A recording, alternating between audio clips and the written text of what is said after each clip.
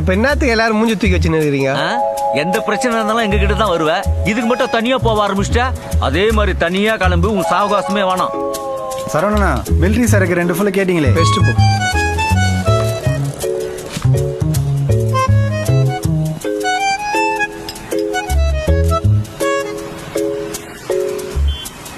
சரி விடு முதலாளி, நம்ம ஃப்ரெண்ட் ஆயிட்டான், என்ன பண்றது?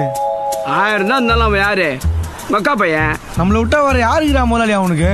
சரவணா நீ கவலைப்படாத, ஒரு நிமிஷம் இரு. என்ன அது? கிளாஸ். அடி செருப்பால எமப்பால நான் அவ்வளவு சொல்லி எதுக்கு அடிக்கிறா? வச்சுக்காதப்பா. டீ குடிக்கிற கிளாஸ்ரா, அத போய் எடுத்துட்டு வர. கபோர்ட்ல கண்ணாடி கிளாஸ் இருக்கு, அது போய் எடுத்தா. ஓ